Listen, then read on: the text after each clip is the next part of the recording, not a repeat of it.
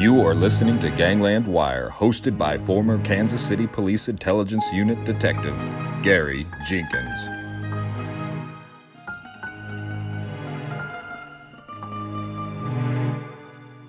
Well, welcome all you wiretappers out there. Back here in the studio of Gangland Wire, I have on the Zoom call Louis Romano. I got on to him. I was trying to research John Alite, and then I ran into a book about him and one about Gene Borrello. And then I looked at the author and I thought, well, heck, he's a pretty interesting guy himself. I always like people that have the same kind of a story that I do. You know, I was a policeman all my life. And then I went to law school, and then I started doing the podcast, and I've written 3 books and done some documentary movies about the Kansas City mob. And Lou did the same thing. He had a whole other career. And then later in life, he got into writing, and believe me, he's been a prolific writer. That's a $25 word there. Prolific writer. He's got the Detective Bent Ganella series, the Gene Borrello series. He's got these true crime books. He's got a series of short story collections. Lou, welcome. Thank you, Gary. Thank you for having me on. I appreciate it. Tell us a little bit about, I think everybody's interested in this transition story, because a lot of my readers or listeners are kind of our age, I think, and you know, and maybe even aspire to do some things like what you've done. And so tell us, how'd you get in that, and what'd you do for a living before? Well, I was in the oil industry. I was a salesman and a sales manager and a vice president of a couple of oil companies in New York City. Oil meaning selling to the end user, the big apartment buildings that you see in New York, yeah. and the hospitals and the bus companies for their diesel fuel. And I had a very fun and interesting career, and I was pretty good at it. And at 58 years old, I decided, you know what, I've had enough of this. So I started a couple of small companies, which feed me now, because certainly the writing doesn't. Maybe it will one day. And I decided that I wanted to write a book, and I wrote a book which was not my best book. It's called Fish Farm. Yeah. And I needed to. It's like anything else in life. You have to learn your craft as you go forward. Yes. And I knew nothing about writing then, but people read the book and they said, we like it. It should be a movie. You got a great character here. So then I read another book. I wrote another book called Bessa, which is about the Albanian mafia. And that's that Gene Borrello series you're talking about. And he's the main character in all the 6-series book. And Gino is an Italian guy from the Bronx like me, and he gets involved with the mob. And that book Bessa became a pretty good bestseller, and it's about the Albanians, and we could talk about that another time. But I have a lot of Albanian friends. I'm writing a book about an Albanian friend's life right now, and that book really catapulted me on to start writing more. I enjoy it. I mean, I'm basically semi-retired from business, mostly retired. My son and I own a business, and then I have another energy brokerage company that I own. So that keeps me fat and happy. And the older I get, the more I look like Mario Puzo. I mean, I got to do something. So you know, I write about what I know about, because I was around the mob most of my life. I wasn't involved with them because, and forgive me for your readers and your listeners rather, who are out there of Italian ancestry, but my mother used to say, stay away from those guinea bastards in the Bronx, you know. And luckily for her, I didn't go down that route, although I had several chances to do so. Yeah. My father was okay with it because his father was involved. So he was okay with it, but my mom wasn't. Yeah. God rest her soul. And I stayed in her path. I listened to her, and I was a good boy, and went to Catholic school until I almost got thrown out about a dozen times because my grades stunk. So when I'm called now, other than the asshole word, what I'm called now is I'm called a crossover writer, because I've written historic fiction about Sicily, and I've written, as you said, and thank you for doing your homework, some short story books and other things. But I really tend to go to the crime fiction, and now the real crime books, and that's how I met John Alite. And so he's Albanian. Is that not correct? Yeah, he's 100% Albanian from Queens. He's a terrific guy. And you sit down and you say he's a terrific guy, but he's admitted to 16 murders. Yeah. But he's a terrific guy. I mean, I love when Jack the Ripper was a great guy. Well, I'll tell you, Lou, I've interviewed several of these guys, and some of them have been murderers. And in this context, they're terrific guys. They're fun to talk to. So they really are. I mean, there's no one more engaging when you go out than John Alite. I mean, the way I met him is when I was casting for him. We're trying to make that Bessa book into a movie. And I was doing a casting thing, and he heard about it and called me. And I said, yeah, I mean, I'd love to have you in the film. It didn't take off because of financial difficulties, but we still have it on the table. So we started seeing each other as friends, talking about writing his books and so forth.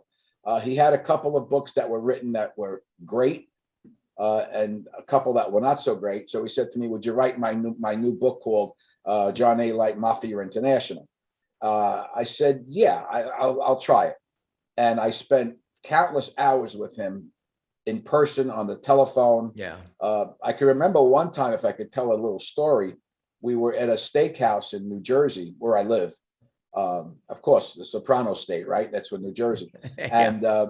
And I'm looking at this guy and I'm saying, man, this guy's he's a rat. He ratted out the Gambinos. Yeah. And I'm sitting in this restaurant saying, what happened? So I said, John, what happens if a couple of guys come in and start shooting up this place? I said, I'm just a fat little writer from the Bronx. He said, Lou, I'm not worried about them. They have to worry about me. I like that. That's a mooch. I liked it. Yeah. And that's his attitude. Yeah, that's his attitude. I mean, the guy's as tough as nails. Yeah. So Lou, for the people that are not that familiar with John Alite, if you're a real mob fan, you're familiar with John Alite. If you're on social media and YouTube, right, you know about John Alite, but everybody isn't like that. He's had some he stirs a lot of hate, shall we say, on YouTube and social media because he was a rat and he's just like right up in everybody's face. And then he's kind of successful. He was on that documentary, Fear City, and yes. And his YouTube channel does pretty well. Him and Gene Borrello, who we'll talk about in a little bit. But tell us, who is John Alite? What was his kind of claim to the mob fame? He was a knockaround kid. Grew up with a dad who wanted him to fight. He was very good with his hands, and he actually wanted to be a stockbroker at one point. He went to college. He played baseball. Great baseball player. Could have got professional looks, but he had some physical problems. Being injured. So his dream of being a baseball player was thrown to the wayside. John then got into the nefarious life, the life of crime. Being around where he lived in Queens, it was really easy to start doing bad things. So eventually he got involved with and he was into boxing. He's still into boxing and exercise. He's in great condition. Although he's had some heart problems of late, because as you get older, things happen, as we all know. But John started with the Gambinos, and he eventually became an enforcer for the Gambinos. When you talk to some of the Gambino people now, they deny it, but he had all the information. He has all the photographs with them, and he was in court many times, and I don't know how he survived, because he was thrown into prison in Brazil, of all places. And that was a really bad situation. He came close to losing his life. He was on the run. And then when he realized he was out of the life, they started turning on him. So, tit for tat, you're turning on me. Well, I'm going to break my code of silence, although he was never a made man.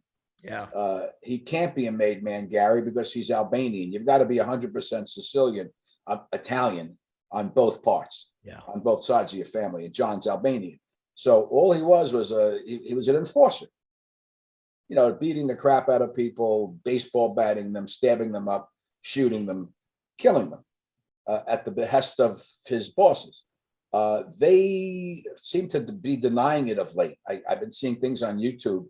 where the Gotti sisters are saying he never knew my father. But I tend to believe John. I don't believe every single word he says, because I'm sure he embellishes some things. But he's got the background, he's got the talk, he's got the lingo. He talks in absolute mob parlance. He knows everything about everybody.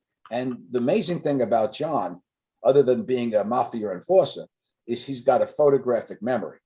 I mean, he's really a brilliant guy. I got to tell you that. You know, he talks like me. He's from Queens. He's got that New York accent, but he's a brilliant guy. He's very smart.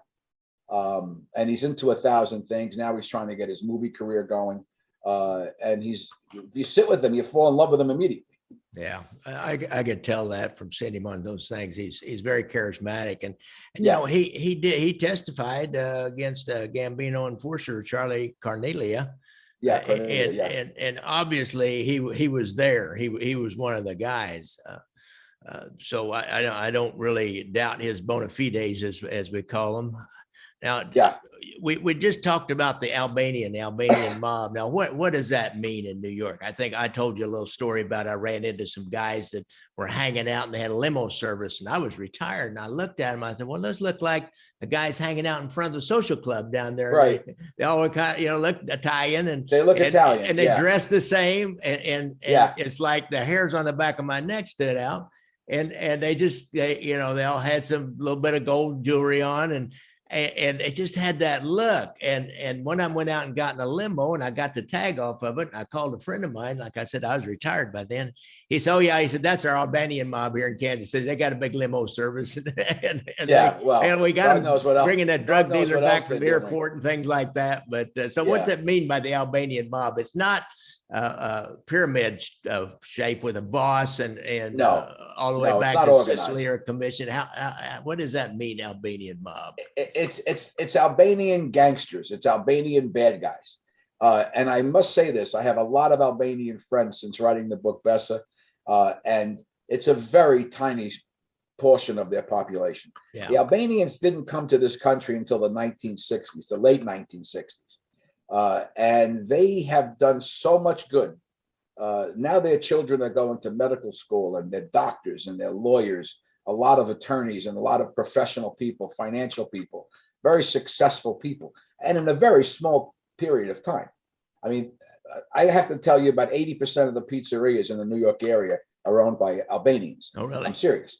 Probably 60 or 70% of the Italian restaurants, even the better ones, are owned by Albanians. I mean, you've heard of Chaz Palminteri. I'd like to say he's a friend of mine.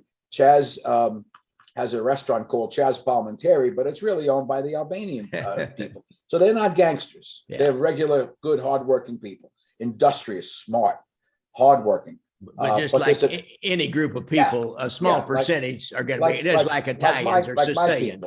Sicilians, the same thing. And they have a vendetta society. They have a thing called Hakmaria or Jakmaria. And what that is bloodletting. So if I hurt you, you're going to come back and hurt me. And it may go for 7 generations. It's like the Sicilian vendetta. And if you hurt somebody in their family, sure as sun's going to come up tomorrow, they're going to get back at you. And that's the average Albanian. Not so much today, but back in the day. They have a thing called a kanun, which was written in the 1400s, and that's their code. That's their code of ethics or life, so to speak.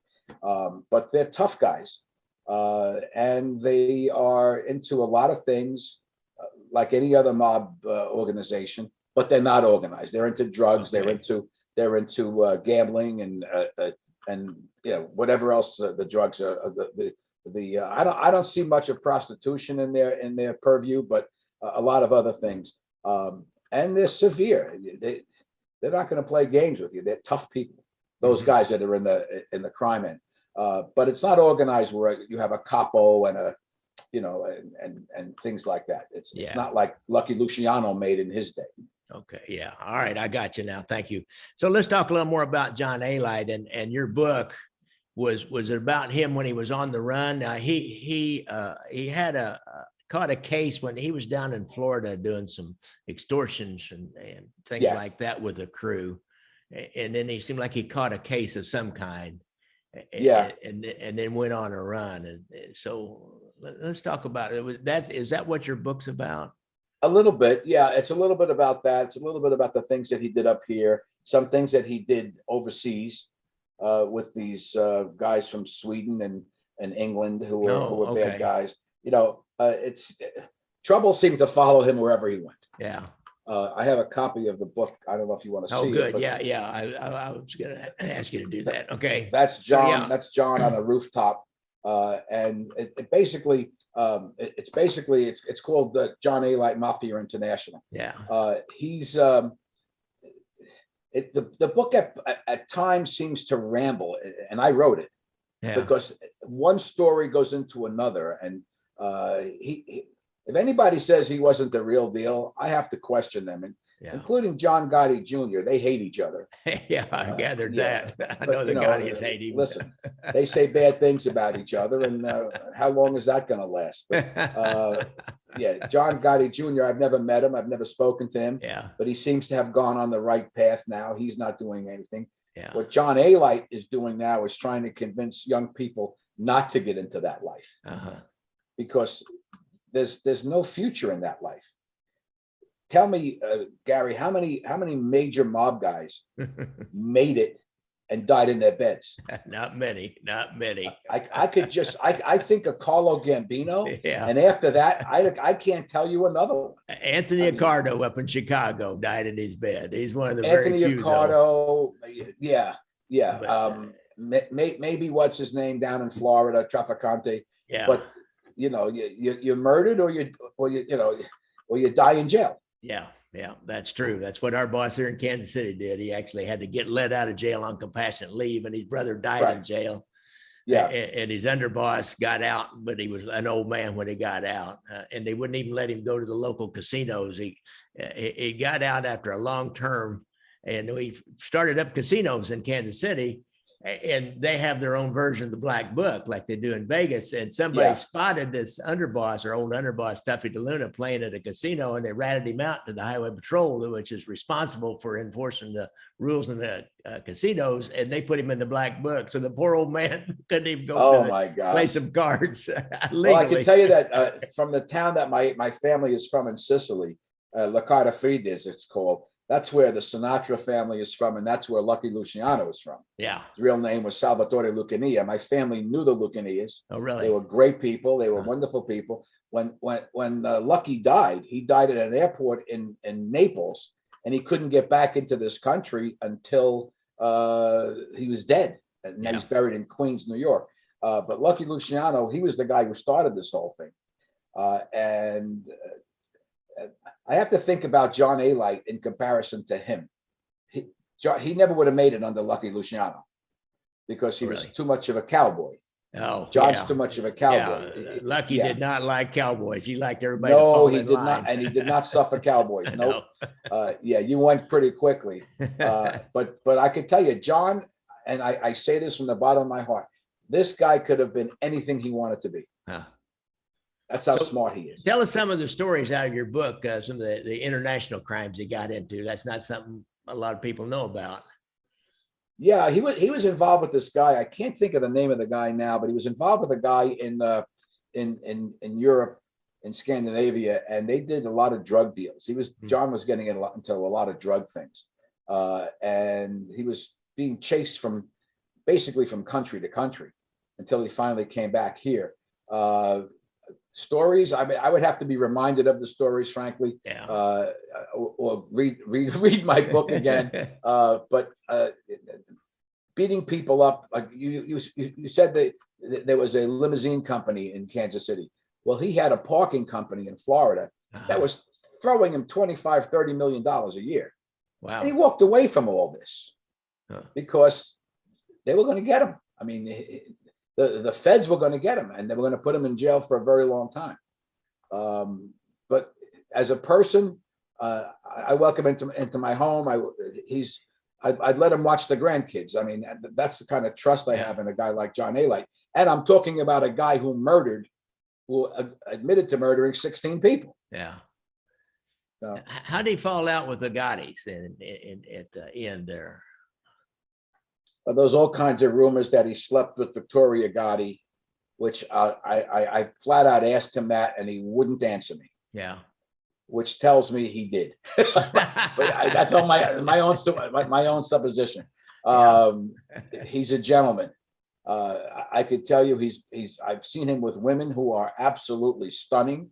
He's a magnet to women. Yeah. But how did he fall out with the Gottis? They sort of turned on him. And when they say rat, it's a bad word. I mean, yeah. But they were turning on him. They were, when he was away, they were pointing fingers that he did all these crimes, and some of them he didn't do. And if you're going to rat on me, I'm going to rat on you. What am I going to do? Suffer in jail for the rest of my life? He was faced with life imprisonment. Yeah. And he decided that he wasn't going to take that life. And now he's going around telling younger people not to get into the life, which I think is admirable. But still, one question I asked him, Gary, I said, you used to make $40,000 a month in cash, maybe a lot more. I mean, what am I talking about? He made millions of dollars a month in cash. I said, now you're trying to, make money on podcasts and make a living doing lectures and writing books and so forth, selling baseball bats and other things, photographs. How are you going to do that? How are you going to go from living a life to basically scratching for a life? And he admitted to me, it's very hard. So would I say John would go back to the life? I hope to God he doesn't, because he'll wind up in jail for the rest of his life. And he's still a relatively young guy. I mean, there's a lot of anecdotal stories in here. If I remind myself and look,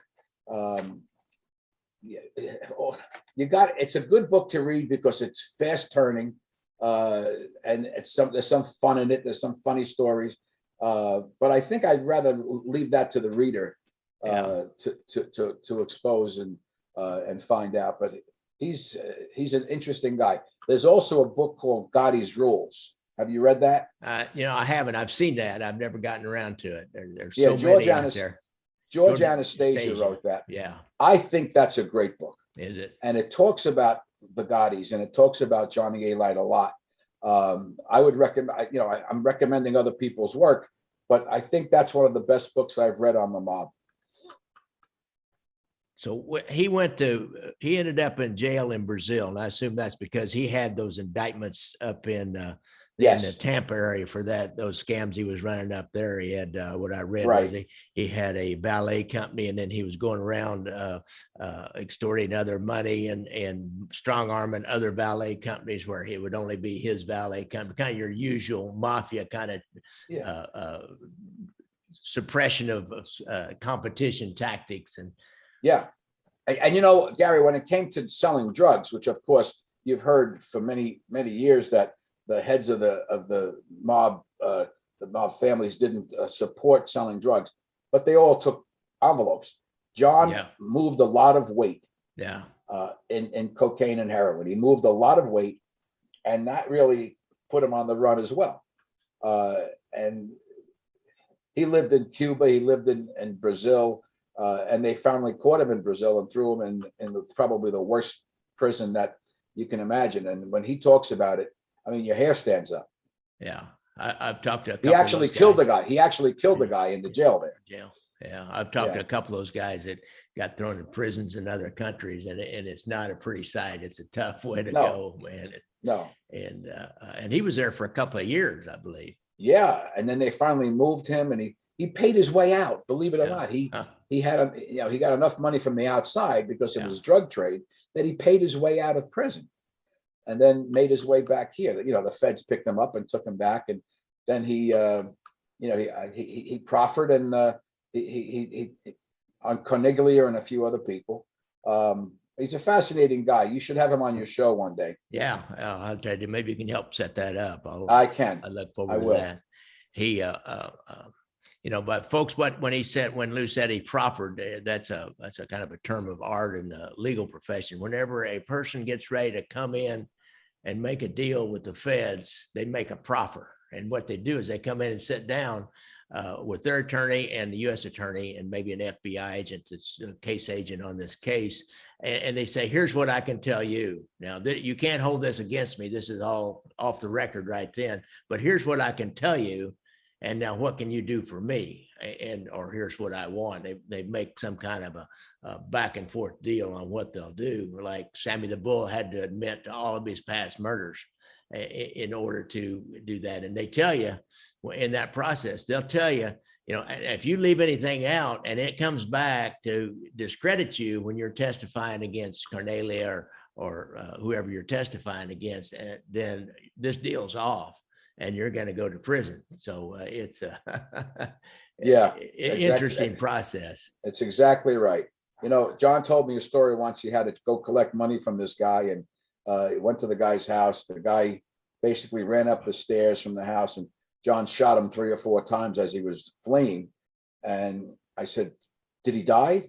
And John said, "I don't know." That's cold, man. I said, "You don't know? You shot the guy, I didn't hear that he died, so I guess he didn't." I mean, this is a tough guy. Yes, he is. Yeah. Well, it's kind of like I've had people tell me, "Well, you're too nice. I can't believe you used to be a policeman." And I'll say, you never knew me at work. So yeah, well, we I'm sure you were a tough guy.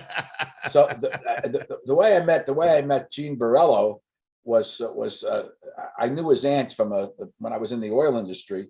I knew his aunt, and she called me and said, my nephew's in jail, and he wants you to help him write his book. I said, all right, I'll talk to your nephew. I'm not thinking I would do such a thing. But I used to get a call every 3 or 4 days from Gene from prison. This is a character. I mean, I got to tell you something. Now, where did he come from exactly? He was Howard Beach, Queens. Howard Beach in Queens, and he what kind of crimes was he involved in? It looks like I was reading up on him a little bit. He had a home invasion crew, which is pretty common for these lower level mob guys. Yeah, he was lower level at one point, right? And did he get popped in one of those, I guess? Well, what do you mean by popped? Arrested, caught a case. Yeah, but it was nothing. He was born into the life, and that's the name of the book. Okay, I'll give you a quick look at it. Oh yeah, good idea. It's got Gene over here and his associates over here. He worked for the Bonnano family. He was an enforcer for the Bonnano family, and he was about to be made before he flipped, and he flipped for good reason, because they were screwing him, not getting him made and so forth. The first time I met Gene was he comes out of jail, and he stays in a halfway house for a while, and then I meet him in a cigar bar in Fort Lee, New Jersey, and he's a big, tall, good-looking kid, and he's got the word Omerta on his arm.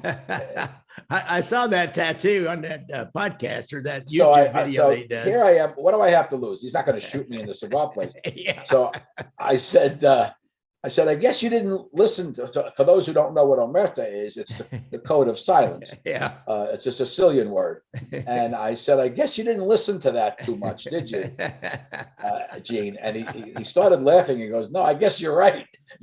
I guess you checked his sense of humor out real quick, didn't you? Right. I wanted to see if he was going to flip out on me. But he's got a hair trigger temper, which got him in trouble just recently.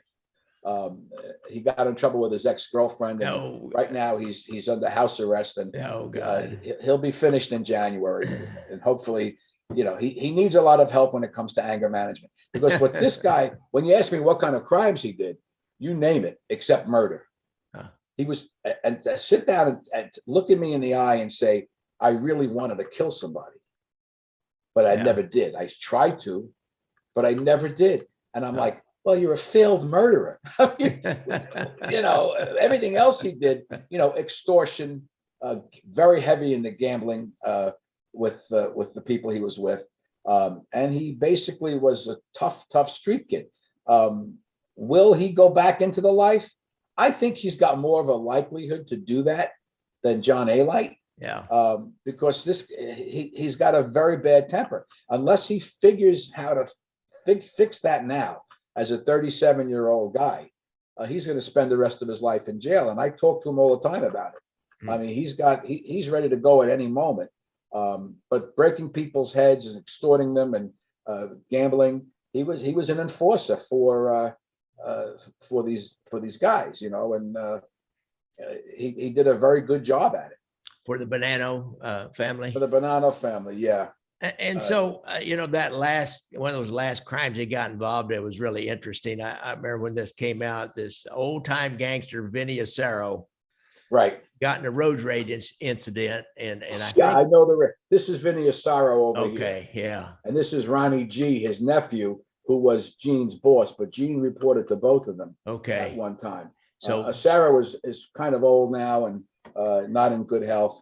And Ronnie G is in jail, I guess, for the next 5 or 6 years. What happens when he gets out? If he's reformed, if he and Bonnano, if he and Borrello get into it, it's going to be messy. But I'm sorry, I interrupted you. I do that often. Oh, that's okay. Tell us that story about Vinny Acero and the road rage. Oh yeah. That's a funny story. I mean, this was recently. This was like what, 2016, I think, or yeah, it wasn't that long ago. I mean, this is the kind of mentality you have here. Well, Vinny Acero was one of the guys that profited from the Lufthansa, the famous Lufthansa heist, which I guess you saw in Goodfellas.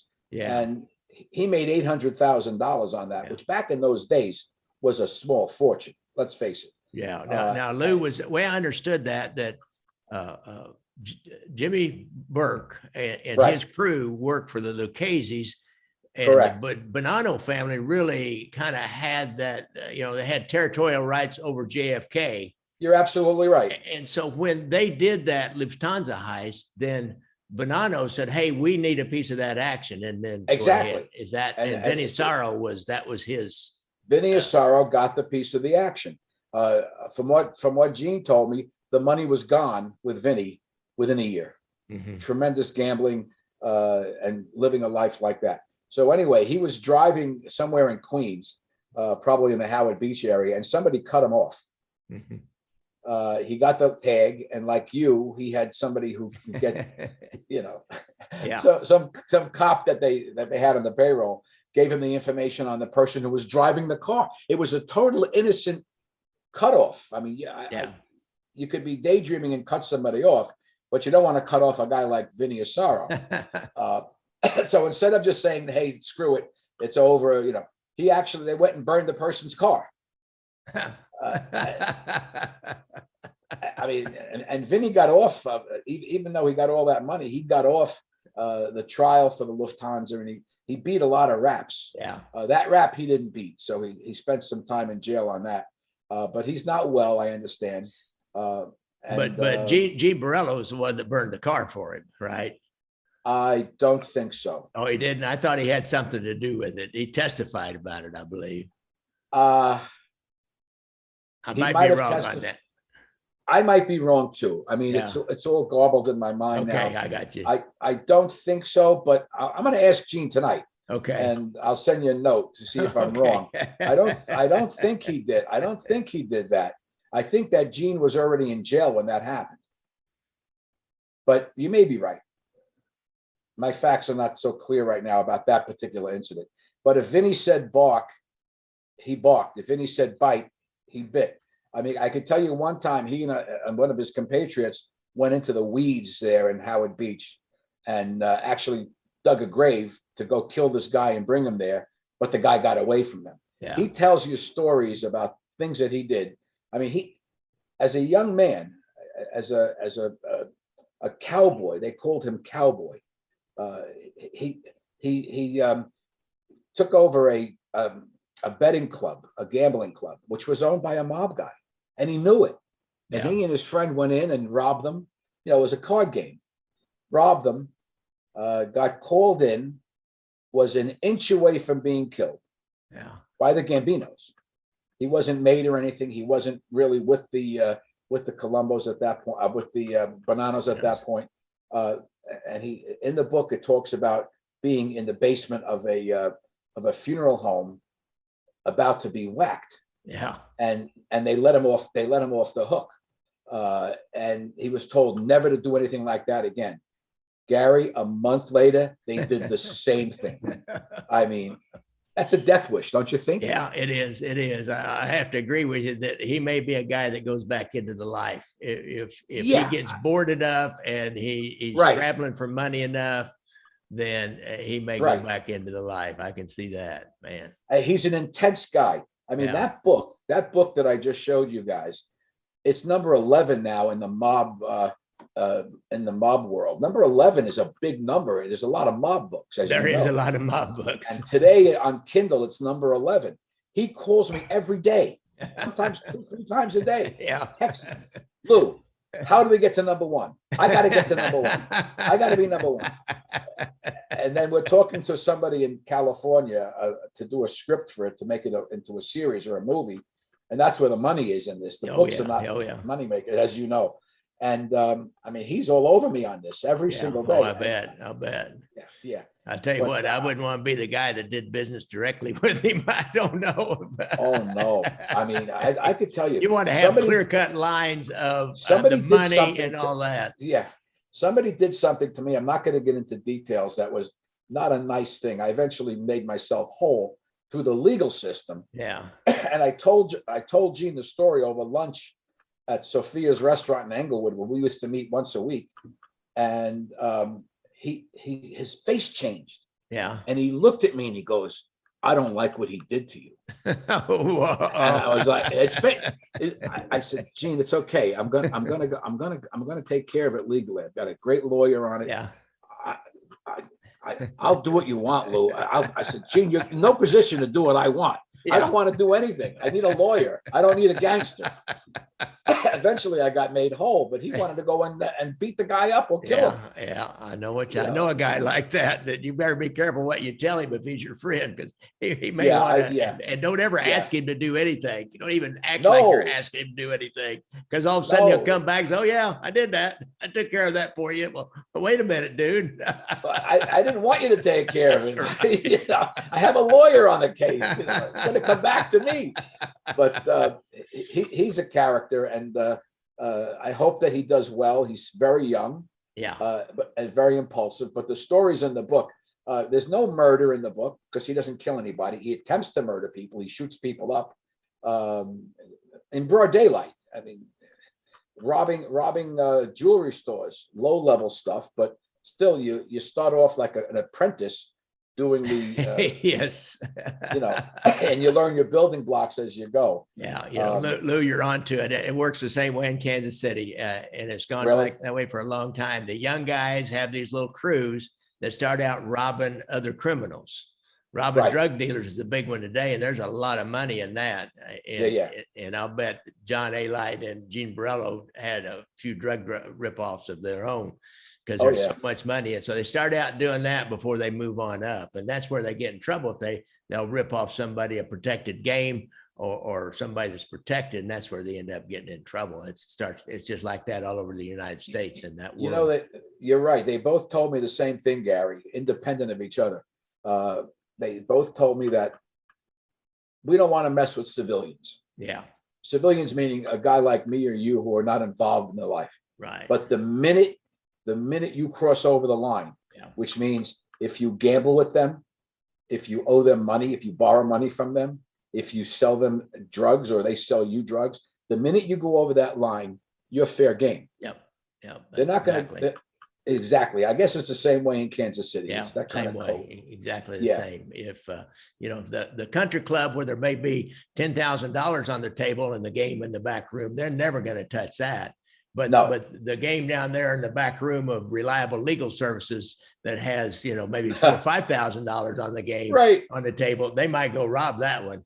Except it's protected, but there's other games around the city that are like that in houses and back of bars and stuff, and they'll hit one of them if they're not protected. And so they just have to be careful and not hit a protected game. It's but this guy was hitting protected games. I mean, you're 21 years old and you're breaking into a made guy's bar. Oh yeah. And then you're caught. You return the money. The story is fascinating in the book. You return the money. You're forced to return the money. and they call you to a sit down where you almost lose your life. And then a month later, you're doing the same thing. The same thing. Yeah, he's a bit impulsive. You Interesting guy, think- though. Yeah, I'd like to get him you on the think? show too. Fearless. Well, I can arrange that. All right. Well, I I don't- watched I don't some of think- those things Yeah. with those two guys, and I you know, what you're describing is you're spot on, man. He is an impulsive guy, a little bit unsure of himself, but you know, but then he'll come forward and start talking. Now they're doing some kind of like I can't think of the word. They're like inspirational kind of business too, aren't they? Are both of them giving inspirational kind of talks? Not Gene. Oh, Gene's not. Oh, I thought he No. was too. I knew Gene, Alite was. not Gene. Okay. John is. John Okay. John speaks to students and young people, trying to tell them don't go into the life. And the more he does that, the more followers he gets. So I'm not so sure. Yeah. But you know, it looks like Michael Francis and Sammy are the ones who get the most play. Yeah, they're And doing they're not good. trying to save anybody. Michael's trying No. to save himself, and he has. God Yeah. bless him. But Sammy doesn't care about any of that. I know. And a lot of it's becoming more theater. No, it's all theater now. Don't you agree? Yeah, oh yeah, it's down to all theater now. That whole fight between Sammy and Oh, Michael please. Please, yeah, Oh, please, please. a good Oh, word. You know, Talk about it set I'll up. kill you. I'll like, man, if I, I'm like, all right, okay. Chapter 2. They have good screenwriters. Yeah, they do. Uh, They do. And of course, John, I counseled John a couple of years ago. I said, stop with this John Gotti Jr. thing. Yeah, I I said, you agree. got nothing to gain. Yeah. And he's after that, he sort of tempered it down a little bit. But Gene is not a kind of guy that you can he's just gonna go for it. Yeah, I hope he doesn't. And neither of these guys, they're not in witness protection or living under an assumed No. name, or they're right in their No. own neighborhood and all that. So and like engaging, you know, like saying bad stuff about the Gottis and stuff like Well, that. Alite a couple of years ago was shot up when he returned to Howard Beach. He had to jump into a pool of water and swim. I mean, Oh, they really? shot at him. Oh, I They didn't shot know at him. that. Yeah, I believe Oh, it. yeah, I believe yeah. it. There's some bad blood over there. I There's can some tell bad that. blood there. Yeah. You know what's amazing in this modern world? The bad blood is out in social media. Yeah. There used to be this one guy. He kept calling John Alite a pedophile, and he was just on a rant about, and he was like supporting the Gotti somehow. I met him once, and he's like, "Who are you, dude? You're just a nutcase." But he A was pedophile. That's nonsense. I know but he was all over that. It was weird. He got hold of me, wanted to come on the podcast, but I'd heard enough out of him by then that knew that, you know, this is just a nutcase. It's got a platform. Social media can give nutcases platforms, you realize. Well, I tell you what, I know John's not a pedophile. He's a loving father. Yeah. He's a great man. He came in, and as far as women are concerned, he walked into my country club one day to have dinner with me, and he brought his girlfriend. I'm not going to mention her name. And the waiters were banging into each other. She's an One of Albanian, them. an Albanian starlet. I mean, I wouldn't look at the cleavage because I was, you know, John's sitting there. I'm not going to do that. I value my head. But a gorgeous girl, he doesn't need to be anything other than what he Yeah, is. no, it was just all made up stuff. But that guy was trying to get himself some kind of a platform off that whole Gotti Oh, that's- Alite right. thing. That's nonsense. It's all silly stuff. Yeah. Well, it's interesting. All right, Lou, this has been great. I really appreciate you coming on the show. And Thank you. I have a website if anybody wants to look at it, louisromanoauthor.com. all right. And they I'll could- put links to that and links to your Amazon. Yeah, your Amazon. books. I'm all You've got over an Amazon. author. You got an author page on your Amazon, so it's got all Yeah, your books on. yeah. I'll put those links up on the website. So, folks, this has been Lou Romano. Wrote the books on John Alite and Gene Borrello, and plus he's got several fictional books that are based on real life characters and real life situations, because he grew up in the life in a way and around the life and knows these guys and puts that into his fiction. So I suggest you, if you're interested in that, you get out there and get Louis Romano's books. And we won't go through all the titles. I'll have links on my show notes, folks. All right, Lou, thanks a lot. Gary, thank you for having me. I hope to talk to you again soon. I'll help you with John and Gene. All right, Get him on good. your show. Hey guys, thanks for listening to this episode of Gangland Wire. Now, don't forget to like and subscribe down below if you're on YouTube. Now, I started on YouTube, as you all have noticed, I would imagine. If you're on an audio platform like the Apple Podcast app, you can give me a review there. I appreciate that. You can also support the making of each episode by buying me a shot and a beer on your Venmo app. If you had Venmo, that's at Gangland Wire. I have a new way, buy me a cup of coffee. There's a link in the show notes to buy me a cup of coffee or two. You can go to my website. You can see all my books and movies that are for sale, or you can donate via your credit card on the PayPal button, or if you have a PayPal account. And if you donate enough, why, you start getting those books and movies in a coffee cup or a t-shirt or whatever you want. And remember, if you are a friend or suffering from PTSD, check out the Veterans Administration resources. Just go to Google and Google PTSD and Veterans Administration, or VA, and you'll find that website. And you'll find there's a hotline, and there's links there to help you find resources to deal with that problem. And remember to look out for motorcycles on the road and stay safe. Bye, folks. Music provided by our good friend and super fan from Portland, Oregon, Casey McBride. Thanks, Casey.